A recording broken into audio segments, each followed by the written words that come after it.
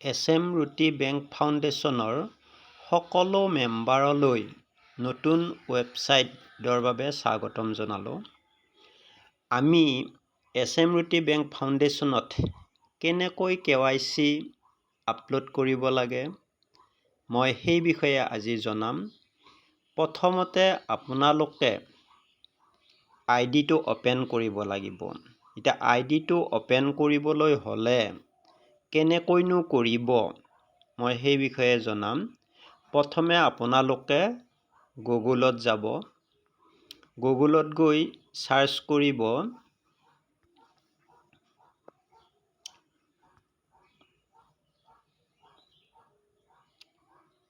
Smroti ROTI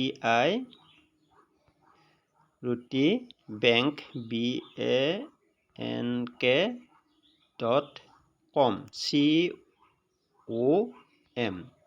search কৰি দিয়াৰ লগে লগে আপোনালোকৰ এটা পেজ খোল খাব।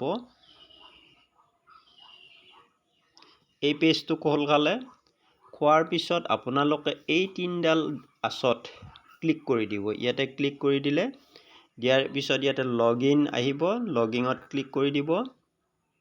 দিয়াৰ লগে লগে ইয়াতে আপোনালোকে কি কৰিব, আপোনালোকৰ আইডিটো লগইন কৰি ল'ব। যিটো আইডি আপোনালোকে লগইন কৰিলে, মই এটা আইডি লগইন কৰিছোঁ। এইখিনি মাইনাছ আছে, মাইনাছটো কৰি দিম। 14 গ'লে আমি 74ৰ পৰা 49 বিয়োগ কৰিব লাগে।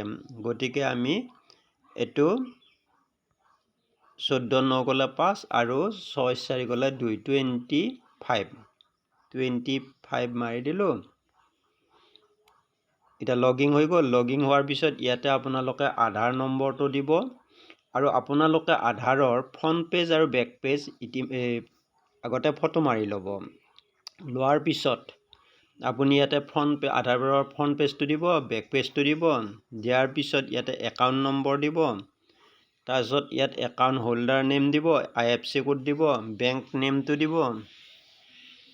তাৰপিছত UPI নেম অৰ্থাৎ আপোনাৰ UPI নাম যিটো আছে সেইটো দিব আৰু UPI নম্বৰ অৰ্থাৎ যিটো ফোন নম্বৰ আছে সেইটো দিব। তাৰপিছত ব্লাড গ্ৰুপটো চিলেক্ট কৰিব, ছাবমিট মাৰি দিব। দিয়াৰ লগে লগে আপোনালোকৰ KYC আপলোড হৈ যাব। যেতিয়া KYC আপলোড হ'ব আপোনালোকৰ আইডিটো খোল খাই যাব। কেনেকৈ খোল খাব মই সেইটো দেখুৱাই দিছোঁ বাৰু। আপোনালোকৰ আইডিটো খোল খাই যাব।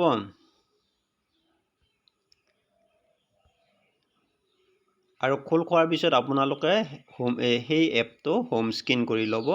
হোম স্ক্ৰিন কৰি ল'লে আপোনালোকৰ স্ক্ৰিনত এপটো থাকি যাব। মোৰ এইটো হোম স্ক্ৰিন কৰি লৈছোঁ। গতিকে মই এইটোত ক্লিক কৰি দিলোঁ। দিয়াৰ পিছত আপোনালোকৰ আইডিটো এনেকৈ পেজটো খোল খাই যাব। এইদৰে আপোনালোকে আপোনালোকৰ KYCটো আপলোড কৰি ল'ব পাৰিব। যাতে সকলোৱে KYCটো আপলোড কৰি লয়, তেতিয়া আপোনালোকৰ আইডিটো খুলিব পাৰিব। সেয়ে মই এইখিনি সকলো মেম্বাৰলৈ অনুৰোধ জনালোঁ যাতে প্ৰত্যেকেই কি কৰি লয়, KYCটো আপলোড কৰি লয়। আৰু যদি আপোনালোকে গুগলত গৈ কৰিব নোৱাৰে তেতিয়াহ'লে মই ডিছক্ৰিপশ্যনত লিংক দিয়া আছে, সেই লিংকত গৈ ক্লিক কৰি আপোনালোকে আইডিটো খুলি ল'ব পাৰিব। মই এইখিনি কৈয়ে সামৰণি মাৰিছোঁ। ধন্যবাদ।